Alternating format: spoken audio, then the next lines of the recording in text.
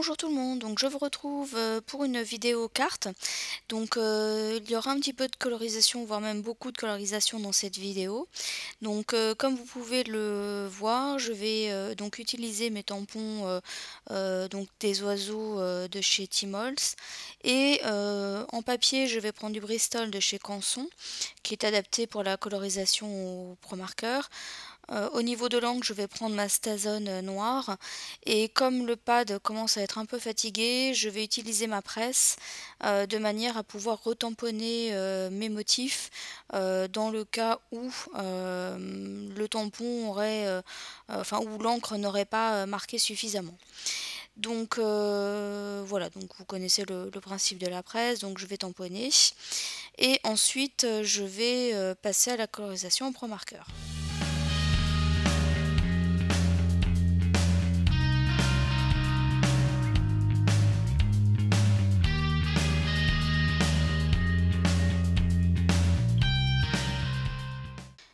Alors, je vais passer à la colorisation au Promarker. Alors, pour celles que la colorisation n'intéresse pas, vous pouvez aller directement à 6 minutes 39, comme ça vous passez cette étape. Donc, pour ce qui est de la colorisation, donc vous pourrez constater aussi que j'ai mis en accéléré. D'ailleurs, dans la vidéo, il y aura pas mal d'accélération parce que si je ne l'avais pas fait, la vidéo aurait duré un petit peu plus d'une heure, donc ce qui fait un petit peu trop. Et donc du coup il y a certains passages que j'ai mis en accéléré. Donc pour la colorisation au Promarker, comme d'habitude, je pars toujours de la couleur la plus claire pour aller vers la plus foncée et ensuite je reviens vers la plus claire. C'est une manière de rendre les démarcations moins visibles et que le fondu se fasse un petit peu mieux. Donc ça c'est ma technique à moi, il y a plein de vidéos sur YouTube pour la colorisation si jamais vous souhaitez utiliser une autre technique. Donc je vous laisse en musique pour la colorisation.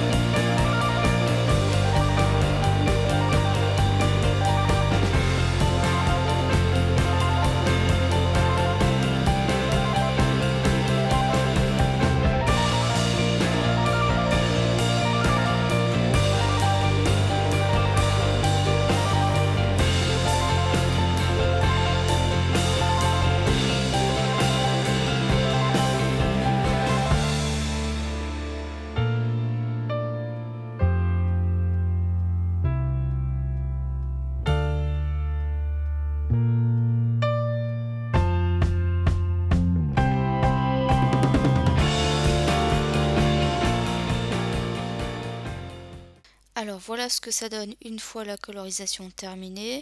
Donc pour les découper en fait, je vais utiliser les dies qui sont associés, donc c'est quand même un petit peu plus pratique. Et donc voilà ce que ça nous donne une fois découpé. Alors ensuite je vais passer au reste de ma carte, donc je vais prendre ce papier. Donc c'est un bloc qui vient de chez Action. Et donc le papier mesure 15 sur 30. Et donc là vous voyez que j'ai fait une première marque à 7,5. Ensuite je laisse un espace de 15 cm et ensuite de nouveau un espace de 7,5. Tout simplement parce que je vais faire une carte à volets. Donc avec donc les volets qui s'ouvrent comme une fenêtre. Et donc je vais faire un premier pli. En fait à chaque fois mes deux plis sont à 7,5 du bord. Donc là je vais marquer le premier pli en m'aidant de ma table de rainure. Oui, on va appeler ça comme ça. Et donc voilà, donc là l'idée en fait c'est de bien marquer les plis et puis ensuite comme ça on obtient une carte à volets donc qui s'ouvre comme je vous l'ai dit comme une fenêtre.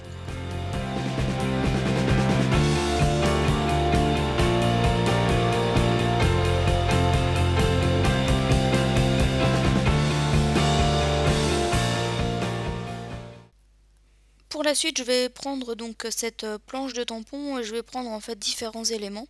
Donc là, je vous ai montré les ballons, mais en réalité, je vais prendre en fait aussi des paquets cadeaux, un gâteau et puis des petits chapeaux.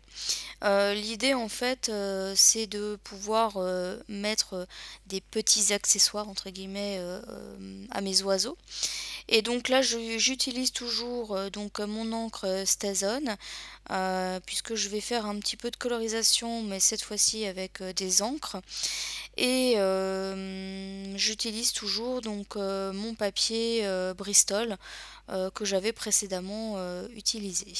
Donc là vous voyez je vous montre les différents éléments et j'utilise toujours ma presse tout simplement pour la même raison que tout à l'heure, c'est que mon pad d'encre est un petit peu usé, donc pour être sûr que ça soit bien, que les motifs soient bien marqués, voilà, je prends ma presse si jamais j'ai besoin de retamponner une deuxième fois.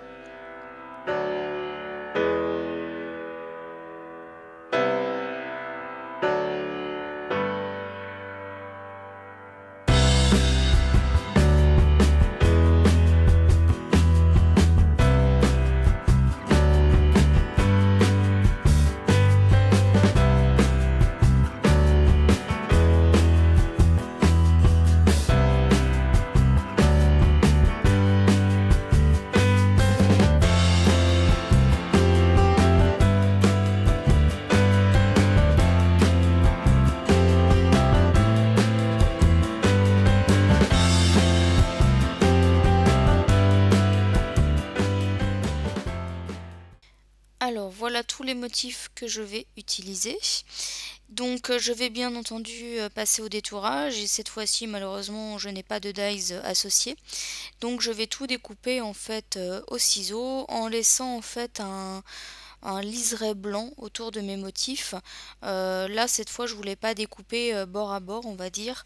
J'ai voulu laisser un petit liseré blanc tout simplement aussi parce que certains des motifs ça me paraissait un petit peu compliqué de découper en fait sur le bord en fait du tamponnage. Donc voilà, donc là j'ai tout mis en accéléré parce que ça m'a pris pas mal de temps on va dire à détourer.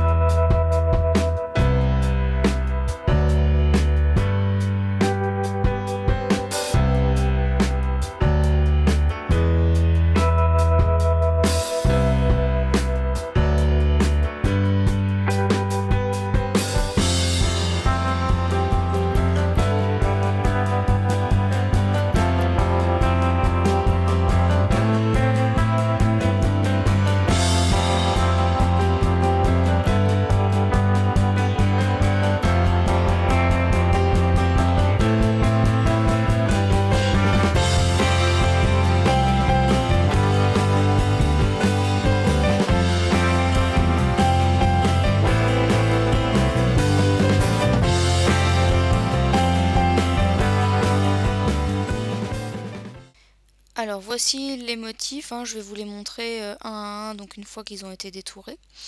Ah bah non, là je vous ai montré que les ballons parce que j'avais oublié de faire un petit chapeau. Donc voilà, donc l'idée en fait quand on fait ce genre de petit tamponnage pour agrémenter les cartes, il faut éviter de prendre des tamponnages où il y a des motifs assez compliqués à découper. Là pour le coup, je dirais à part les ballons, au niveau des ficelles qui, m'ont donné un petit peu de fil à retordre, honnêtement, ça a été assez simple à découper mais c'est un petit peu long à faire. Alors là, comme je vous ai dit, je vais coloriser, mais en prenant des encres. Donc je mets très peu d'eau, on va dire. Donc je mets d'un pinceau à réservoir d'eau, mais je mets très peu d'eau parce que c'est pas du papier qui est adapté pour ce type de colorisation. Voilà, l'idée c'est de coloriser, mais légèrement avec les encres. Donc là, pour le coup, j'ai utilisé les encres E-Ink. Donc c'était la bleue pétrole. Ensuite j'ai utilisé mes distress. Donc là vous voyez j'ai utilisé la jaune et une orange. Alors j'ai pas dans cette colorisation là, j'ai pas Enfin, j'ai plus ou moins, on va dire, essayé de faire des dégradés ou en tout cas des ombres. Mais honnêtement, la colorisation avec les encres, c'était une des premières fois que j'en faisais. Et je suis pas, j'arrivais pas forcément à faire des dégradés corrects. Il y a sur certaines couleurs où ça se voit mieux que d'autres. En tout cas, avec le jaune, ça se voit pas forcément bien.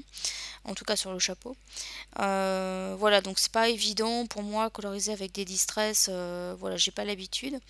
Mais c'était juste en fait pour donner un petit peu plus de couleur aux éléments que je voulais ajouter sur ma carte, d'autant plus que le fond de ma carte était quand même assez coloré. Donc voilà, là je prends en fait du vert pour rajouter un petit peu sur mon chapeau. Donc ensuite je vais donc coloriser donc un autre élément, donc il me semble que je vais embrayer sur le paquet cadeau. Et donc là je vais prendre deux encres, donc c'est deux distress, donc je vais vous montrer, donc voilà je vais vous montrer mieux. Donc voilà, donc je vous laisse lire hein, la couleur. Donc c'est un ton plutôt corail et là c'est plutôt un ton un petit peu plus rouge.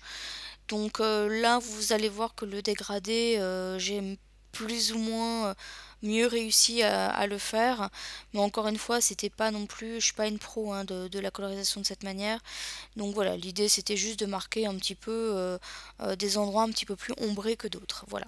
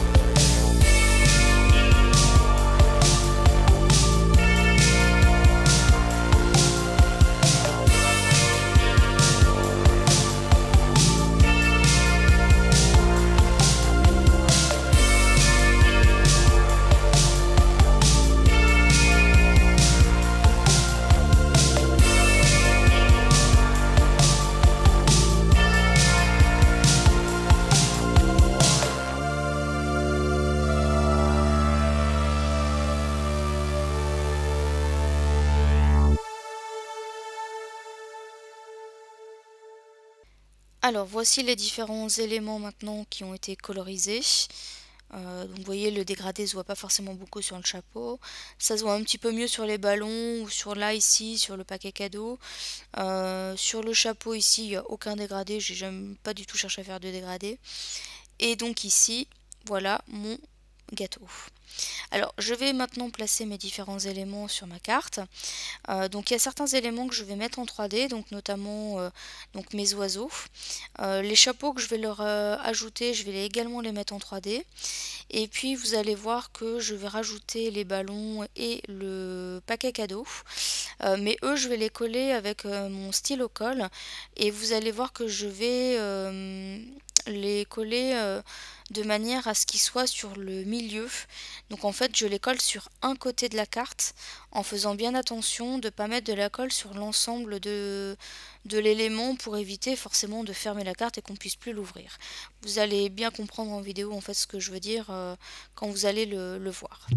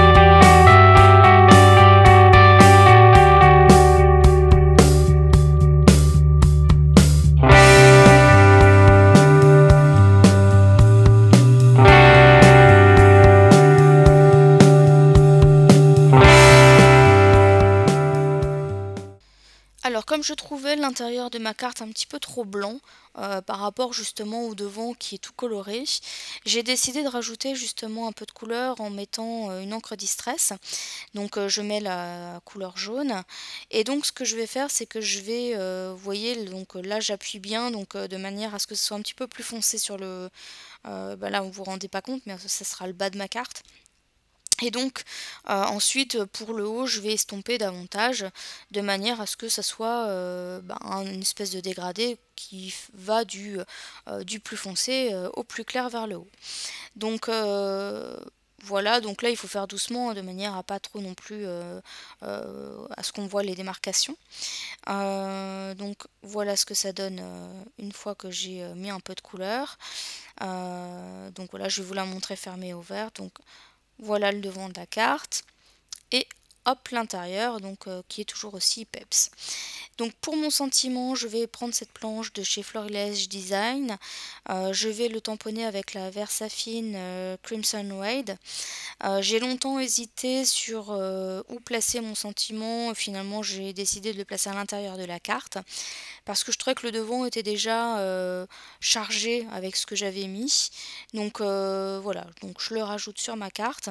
Et puis comme il y avait un élément qui apparaissait, donc mon sentiment sur le rabat droit de ma carte, j'ai voulu rajouter pour contrebalancer un petit peu le petit gâteau que j'avais donc découpé pour le rajouter sur le volet intérieur donc gauche. Donc pour finir ma carte, je vais rajouter un double trait sur l'ensemble de l'intérieur avec donc un rotring. Donc là c'est une pointe relativement fine puisque c'est la 2.0. Donc voilà, je rajoute juste mon double trait et ma carte sera ensuite terminée. Donc n'hésitez pas à me laisser un commentaire pour me donner votre avis un petit peu de ce que vous avez pensé de cette carte.